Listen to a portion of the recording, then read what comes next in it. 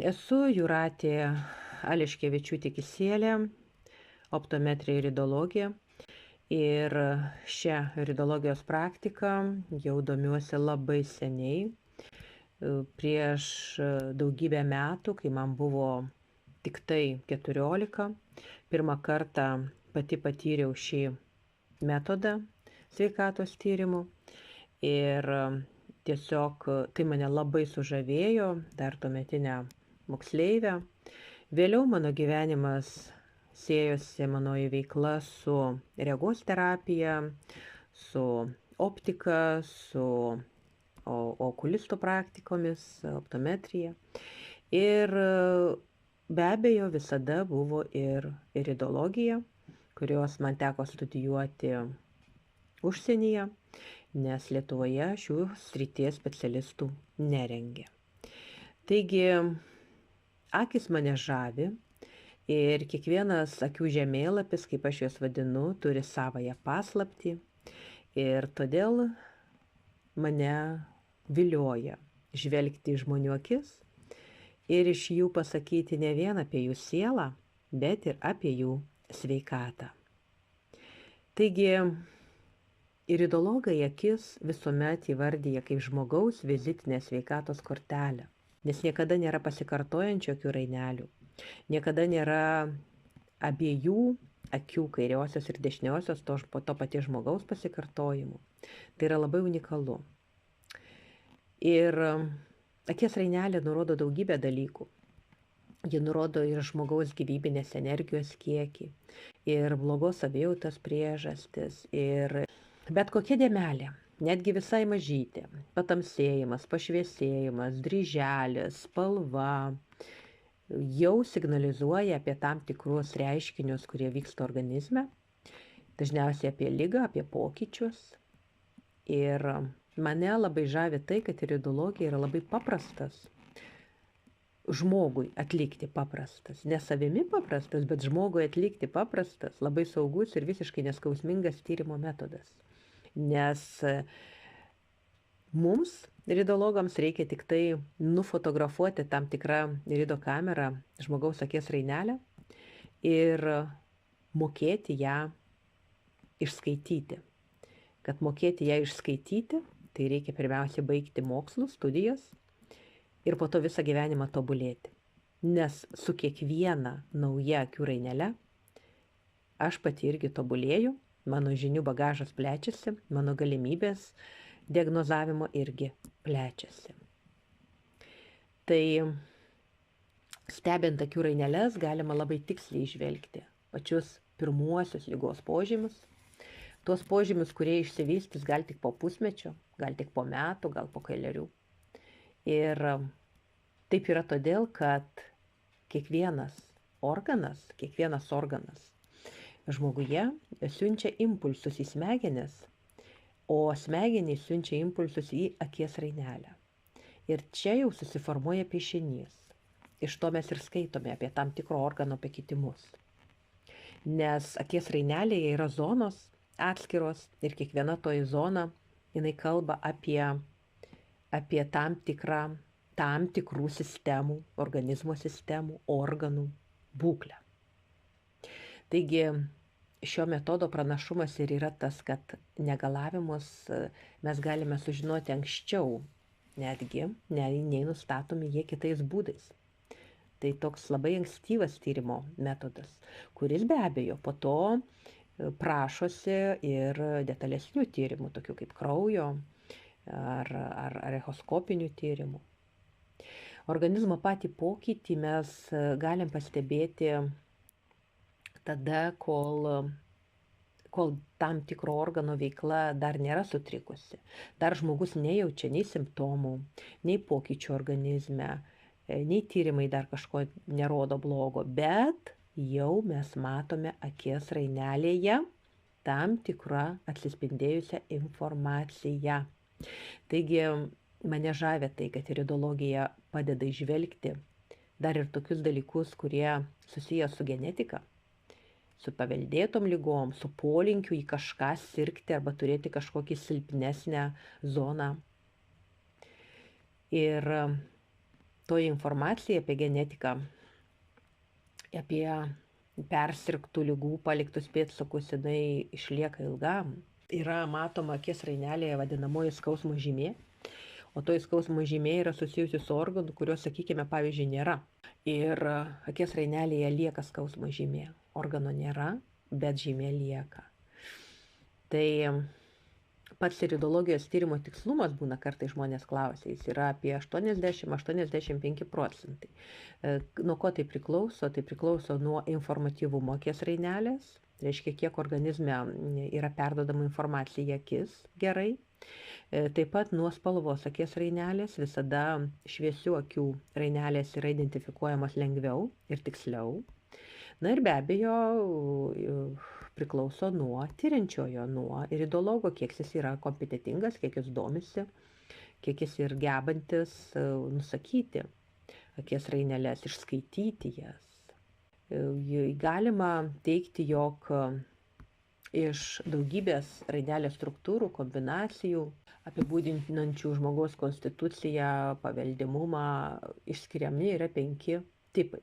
Tie 5 tipai yra tokie. Vienas yra radialinis, kitas radialinis pluoštinis, radialinis homogeninis, radialinis lakūninis ir lakūninis tipas.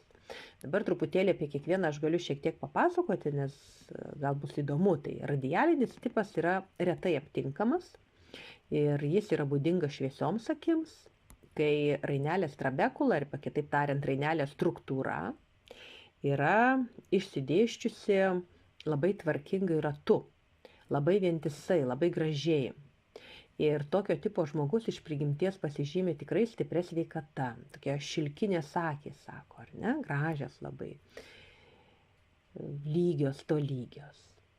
Radialinis pluoštinis rainelės tipas, jo savininko rainelės pluoštai trabekula yra nevientisi. Jau struktūra yra tarsi sudaryta iš atskirų siūlų. Ir tokie žmonės yra linkę į tokius vadinamus funkcinius sveikatos sutrikimus. Tai yra įvardyjami kaip uždegimai, kaip labili nervinė sistema, jautrų žmonės. Na? Tada radialinis homogeninis yra tipas, kuris aptinkamas tik tamsių akių. Tai yra rudakių rainelėse. Ir šis tipas signalizuoja apie stiprią paveldėtą sveikatą.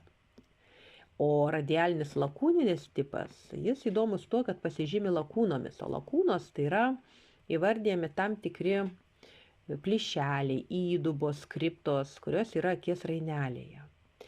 Ir vat štai tų lakūnų, jų lokalizacija, tai yra ta vieta, kurioje vietoje jie yra akies rainelėje, jų pobūdis, jų santykis su kitais parametrais akies rainelės, padeda iridologui pamatyti, kokios yra problemiškos, kokios yra silpnos organizmo vietos. Ir perspėti, užkirsti kelią tam vystymuisi. Ir lakūninis tipas, kuris nustatomas tuomet, kai lakūnų yra daugiau nei 30% akies rainelėje. Ir šis tipas kalba apie tai, kad žmogus yra pakankamai silpnos genetikos, nuo vaikystės linkęs dažnai sirgti įvairiom ligom. Ir nustačius žmogaus tipą, bet vieną iš jų, jį žinant, galima jau kalbėti labai drąsiai apie tai, kokios yra silpnos jo organizmo vietos. Galima parinkti mitybą, galima patarti, koks jam bus palankesnis gyvenimo būdas, ten, sakykime, aktyvus ar daugiau sėslus gyvenimo būdas. Yra galimybė išvengti tam tikrų sutrikimų, ligų ateityje. Tai labai padeda būna vaikams daro, štai šitą tyrimą žmonės, paaugliams jau, arba tiesiog mokyklinio amžiaus vaikams, nes tai padeda pasirinkti netgi sportinės veiklos pobūdį, būrelius, aktyvę ar mažiau aktyvę veiklą. Kaipgi mes diagnozuojame? Iš tiesų gali kiekvienas žmogus irgi šiek tiek pasižiūrėti į savo akies raineles ir prieš veidrodį patyrinėti savo akis ir pabandyti įvertinti pats savo sveikatą. Tai reikia atkreipti dėmesį tiesiog pradžioje į bendrą akių būklę ir pačią regą, reiškia, kaip žmogus regia, kaip mato. Jeigu nuolat pasikartoja kažkokie akių uždegimai, jautrumai, ar tai šviesai, ar tai paraudimui, ar tai regėjimas pradeda prastėti, ar tai vat štai tokie paprasti dalykai gali jau signalizuoti ne vien tik tai, kad jūs ilgai sėdėjote prie kompiuterio, ar ilgai varginote akis, bet tai gali signalizuoti apie beprasidedančias sąnarių ligas. Paprastas dalykas iš akių. Pavyzdžiui, pageltusi junginė, tai yra jo jungianti vokus ir akies obuolį. Ta vieta, jinai be abejo apie silpnėjančią kepenų būklę, jų funkcijas. Jeigu kraujagyslės sutrikinėja ir pradeda išryškėti, tai medžiagų apykaitos jau sutrikimai iškart. Dar labai yra svarbu atkreipti dėmesį į patį vyzdį, jo spalvą, jo formą jo. Nes sveiko žmogaus akių vyzdžiai būna apvalūs, simetriški, pačiame rainelės centre, o baltymai, baltoji ta akies dalis yra be dėmių, be įtrūkių, be kažkokių plėvių, be pageltimų. Bet koks, reiškia, drumstumas, įtrūkos spalvos pakitimai jau įspėja apie tam tikras organų ir sistemos pokyčius, apie žmogaus sveikatos negerumus jau. Norėčiau išskirti dar tai, jog dešinėje ir kairėje pusėje yra skirtingos akių rainelės ir skirtinga diagnostika. Dešinėje pusėje esantys organai atsispindi dešinės akies rainelėje, kairėje kairės akies rainelėje. Rainelės pats piešinys atskleidžia ir pačius įgimtus, reiškia, organizmo ypatumus, sakykime, tyriant atskirai moteris ir vyrus, vėl reikėtų stebėti. Jeigu moterų dešinė akis rodo iš moteriškos giminės paveldėtas kažkokias ligas ar problemas, o iš kairės pusės iš tėvo pusės. Vat vyrų yra priešingai. Ir atkreipti dėmesį į dėmes, šviesios dėmes, jos apie uždegimus, apie kažkokias gleivių kiekį didesnį, tamsios jos apie tam tikro organo veiklos sutrikimą, ligos pradžią. Tai tas dėmeles irgi galima apsižiūrėti, bet žinoma, čia reikia žinoti jau akies rainelės žemėlapį, kur kokia zona, kur kokį organą atstovauja kuri zona, nes visa akies rainelė yra kaip laikrodis, sunumeruota tam tikromis valandomis. Pavyzdžiui, ties 12 valandą yra smegenų zona, ties 6 valanda yra inkstų zona, ties 7 valanda kepenų zona. Atskirai kiekvienai raineliai ties 3 arba 9 valanda yra kairėje gali būti širdies, o dešinėje jau plaučių zona. Tai čia reikia turėti jau žinių, kad diagnozuoti, kur kokia žymelė ką reiškia. Jeigu aplink visą rainelę yra išsibarsčiusi daug tokių dėmelių pigmentinių, ar ne, tai iš karto tai kalba, jog organizme yra toksinų. Gal net kažkokios nuodingos medžiagos, gal sunkiųjų metalų per daug. Na ir jau metas valyti savo organizmą, keisti mitybą pirmiausia, keisti gyvenimo būdą.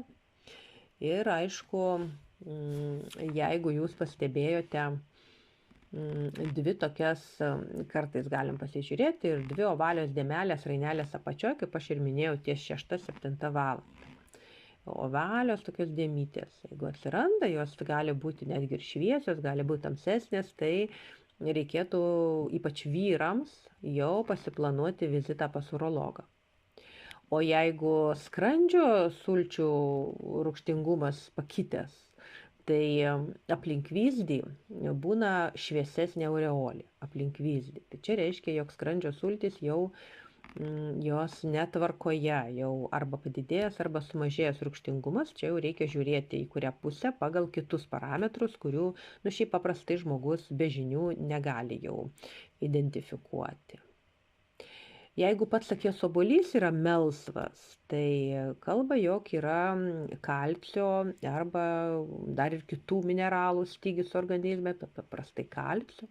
Jeigu pageltęs, tai iš karto kalba apie tai, jog tulžies pūslė, kepenys ir kasa linkusi į uždegimus.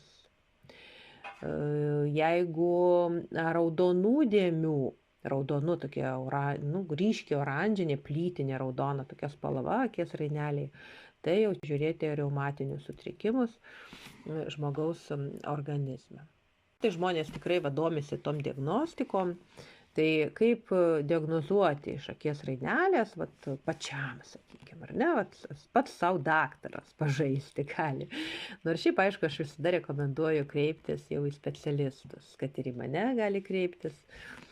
Tai, kaip aš ir minėjau, mes galime įsivaizduoti rainelę kaip laikrodžio ciferblatą. Tai va, ties 12 valanda yra galvos smegenų zona. Ir pakitimai šiame plotelyje kalba apie smegenų būklę. Ties 2-4, tai yra širdies, bronchų, skydliaukės zona. Ties 4-8 yra inkstų, šlapimo takų, lytinių organų sveikatą atspindinčios zonos. Ir visi tie pakitimai, taškeliai, lakūnos, brėželiai, spalvos, patamsėjimai, pašviesėjimai, na, jau specialistui labai daug kas šneka. O paprastam žmogui tiesiog, jeigu ten kažkokie jau mato, kad nelygi ta spalva, nu, tai gali pasikreipti tiksliau, susižinoti pas iridologą, o paprastai, nu, kad ir atlikti tiesiog tyrimus elementarius, kraujo tyrimus, plataus spektro. Tai va, vidinė rainelės dalis, kuri eina aplink vyzdį, yra arčiausiai jo, tai kaip ir minėjau, kalba apie virškinimo trakto veiklą. Išorinė, jinai sako apie vidaus organų būklę, daug pasako. Jeigu spalva tolygi, nėra jokių įtrūkių, jokių pigmentinių dėmių, jokių tenai išsigarbanojimų, aišku, juos plika akimi žiūrėti sunku, tikrai, nu, tai aišku, nėra ko jaudintis, bet jeigu net ir plika akimi jau ten matote kažkokius neaiškius garbanotus kraštelius aplink vyzdį, tai jau reiškia, jie tikrai labai ryškus, nes paprastai irido kamera yra išdidina daug kartų ir tada taip galima pasižiūrėti tiksliau. Iš tiesų, aš būna žmonėms, jeigu turi jie gerus foto objektyvus, kad ir tame pačiame geros kokybės išmaniajame telefone, ir prašo papasakoti apie jo akis, tai aš netgi sakau, atsiųskite man savo akies rainelių nuotraukas, kiekvieną atskirai. Ir iš tų nuotraukų aš galiu jau kalbėti, nes aš jau esu įgudusi apie tai kalbėti, aš jau žinau, turiu žinių bagažą, turiu praktikos. Tai va, tai man asmeniškai netgi ne visada ir tos irido kameros reikia, jeigu žmogus pats atsiunčia geras kokybiškas akies rainelės nuotraukas. O šiaip paprastai žmogui gali būti sunku, bet visada pasižaisti sveika. Taigi, dar tokie pastebėjimai, jeigu rainelės apvadas, pats apvadas yra patamsėjęs, jeigu švytinčios kažkokios vagelės ties raidelio vyzdžio riba, kažkur ten vingiuojančiai stebimos, tai dažniausiai va, tai praneša apie toksinus. Būna tiesiog nubėga tokie kaip spinduliai, ne, per visą rainelę. Tai tos, kuriuose vietose jie lokalizavę, ten jau tose struktūrose yra toksinių medžiagų, yra kažkokių kenksmingų medžiagų. Tai būna rūkantiems žmonėms, stebime ties plaučiais, sakykime, vartojantiems daug kažkokių cheminių vaistų ties inkstais, ties kepenim, jeigu dirba su kenksmingom sąlygom. Na, signalizuoja, jog metas keisti gyvenimo būdą, tai aišku, čia savaime. Jeigu aplink vyzdį yra išryškėjęs šviesus apvadas, šviesus aplink vyzdį, toks kaip aureolė, nu, tai šneka, kaip aš ir minėjau, apie skrandžio rūgščių sutrikimą. Ir gydytojų teigimu rėmuo ir ezofaginis refliuksas, kuris kamuoja tuomet, kai yra priešingai, reiškia, yra sumažėjęs rūgštingumas, nes gerdami rūgštingumą mažinančius vaistus žmogus iš tikrųjų papuola į užburtą ratą. Tai pradžioje tų rūgščių sumažėja, po to, kad jas papildyti, skrandis pradeda gaminti daugiau, prasideda padidėjęs rūgštingumas, žodžiu, čia toks neprisidiagnozuoti pačiam, reikia labai atsargiai tai žiūrėti, ypač į tai, kas susiję su skrandžio rūgštingumu. Geltonos dėmės rodo padidėjusio blogojo cholesterolio kiekį organizme. Jeigu kažkurį laiką be jokios priežasties tiesiog stebite išryškėjus kapiliarus, kraujagysles, akių baltyme, tai čia reikia jau su endokrinologu, šeimos gydytoju konsultuotis, nes tai gali būti ir skydliaukės ligos, pradžia ir gali būti hipertonija tiesiog. Išorinėje rainelės dalyje, jeigu šviesi aureolė, tai tokia ryški šviesi, ji gali signalizuoti apie ankstyvos aterosklerozės, senėjimo, organizmo išsekimo ženklus. Bet vėlgi, aš sakau tiesiog labai taip, paprastai, bet šiaip tai reikia žiūrėti, reikia analizuoti. Tam yra daug praktikos praeinu, kad galėčiau tai daryti. Taip, juodos dėmės. Juodos dėmės irgi kartais būna, jos kalba iš karto apie polinkį į onkologiją. Jeigu balkšvi tokie voratinkliai būna akies rainelėje, tokie, tai jie jau šneka apie nusilpusį imunitetą, apie kažkokius lėtinius uždegimus. Baltos dėmės rainelėje, ypač moterims ties gimdos zona baltos dėmės, tai akies ciferblatė būtų ties 4 ir 8 valandomis, jos praneša apie galimą miomos pradžią. Reikėtų atkreipti dėmesį, pasikonsultuoti su gydytoju moterų. Ir iridologas iš tiesų analizuoja gretindamas keletą požymių, negalima taip iš vieno požymio sakyti, yra tam tikra metodika, algoritmas, pagal kurį tyriama akies rainelė. Niekada nepanikuokite be abejo, bet visada dėl šventos ramybės atlikite profilaktinius tyrimus. Tai įvairius profilaktinius tyrimus ir bus tikrai ramiau. Nes dabar šiais laikais tikrai labai dažnai kas susiduria su tokia liga kaip depresija, nerviniais sutrikimais, tai rainelės tyrimas gali padėti asmenims sergantiems depresiją, nerviniams sutrikimams esant. Tiems žmonėms yra labai svarbu įvertinti plonojo žarnyno veiklą, nes dėl būtent plonojo žarnyno sutrikimų, kuriame ir gaminasi vadinamasis laimės hormonas serotoninas, gali kilti nerviniai sutrikimai, nes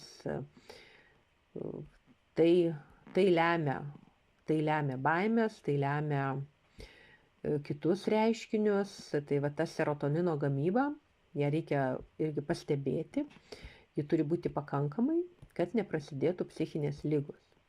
Todėl norint išvengti arba greičiau pasveikti, reikia rūpintis plonojo žarnynu, kad jis tinkamai funkcionuotų. Tokia kaip ir gyvybiškai svarbi mūsų labai vieta inkstai, nes jie pašalina tai, kas mums nereikia. Ir čia tikrai reikia žiūrėti ties 5-6 valanda, nes jeigu ten yra pakitimai, reiškia inkstų veikla yra susilpnėjusi ir tokie žmonės būna kupini nerimo, kupini baimių, dirglus. Jeigu jinai būna suaktyvėjusi inkstų veikla, aš atskirai visada matau, ar taip ar kitaip ten yra. Tai suaktyvėjusios veiklos žmonės, jie tiesiog labai tokie aktyvūs, jie nori rizikuoti, jie mėgsta labai aktyvias veiklas, jie mėgsta viską, kas adrenaliną kelia. Tai tiesiog, jiems reikia iškrauti save. Akies rainelėje labai aiškiai matyti kairio ir dešinio inkstų būklę, tiesiog atskirai netgi gali įvertinti juos. Ir abu jie atskirai skirtingai lemia pačią žmogaus sveikatą, nes kairysis yra atsakingas už kalcio apytaką organizme. Sutrikus kairiojo inksto veiklai ima mausti sąnarius, vargina stuburo skausmai, gali pasireikšti ankstyva artrozė arba osteochondrozė.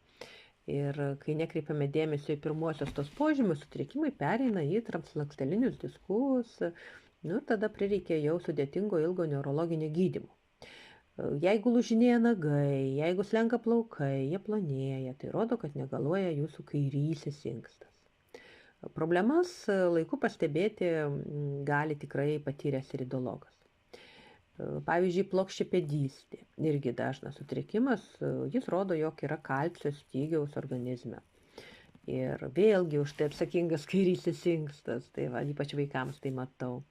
Jeigu sutrinka dešiniojo inksto veikla, tai mes matome, jog kaupiasi skysčiai, vargina tinimai, kvėpavimo sistemos ligos, tokios kaip bronchinė astma, sloga, kosuliai ir kiti tokie dalykai. Ir tokie žmonės nuolat sausai drėgnai koščioja, nes turi būti nuolat susikaupę tie skysčiai šalinami pro kvėpavimo takus. Kita labai svarbi zona yra virškinimo zona. Tai ta virškinimo zona, jinai yra aplink patį autonominės nervinės sistemos žiedą, kuris eina aplink vyzdį. Iš vidinės pusės tai labai gražiai, labai švelniai prigludęs visas virškinimo traktas, skrandis, plonojo žarnyno zona ir visos kitos. Tai čia reikia atkreipti dėmesį, ar nepakito ta vyzdžio struktūra, ar nepakito spalva, ar neatsirado patamsėjimų, pašviesėjimų, įdubimų, išgaubimų, ir tokių visokių įdomių dalykų. O jeigu streikuoja virškinimas, dažnai pučia pilvą, skauda pilvą, tai šie sutrikimai atsispindi galvos zonoje. Ties 12 ciferblato valanda ir galbūt pastebėjote, kad apsinuodijus, sutrikus virškinimui apsunksta ir galva, suprastėja nuotaika. Nes šitos būklės yra tarpusavį susiję. Sąsajos jų atsispindi ir akies rainelėje. Labai reikia atkreipti dėmesį į vyzdžius. Visi ridologai analizuodami akies rainelę labai atidžiai apžiūri vyzdį. Apžiūri jo struktūrą, jo aptakumą, kaip jis išgaubęs yra pats save, kaip jis iškilęs ar įdubęs, koks yra pašviesėjimas, patamsėjimas jo. Visa tai rodo psichinį žmogaus stabilumą arba priešingai nestabilumą. Iš vyzdžių mes apie tai sprendžiame. Aplink vyzdį eina toks apvalus autonominės nervinės sistemos žiedas. Jis taip vadinamas. Tai yra tokia dantyta linija, kurią mes galime matyti tolėliau vyzdžių, tarsi ji dalina akies rainelę į dvi dalis. Tikrai gali kiekvieną šitą dalyką irgi pastebėti. Ir vienų akise toks dantiškumas yra matomas ryškiau, kitų blankiau. Tai sutrikimą rodo daugybė jo ženklų. Jeigu staiga atsiradę išblukimai pasirodo, patamsėjimai, dryžiai. Šitas autonominis žiedas apibūdina mūsų autonominę simpatinę ir parasimpatinę nervų sistemas. Stebint jo pobūdį, jo spalvų, kraštų intensyvumą galima nustatyti žmogaus elgesį, jo santykį su pasauliu, jo temperamentą, ar jis ten sangvinikas, ar melancholikas, flegmatikas, cholerikas. Autonominė nervinė sistema būna dviejų rūšių. Tai ji viena atsakinga už miegą, valgymą, elgesį, kita už poilsį, atsipalaidavimą.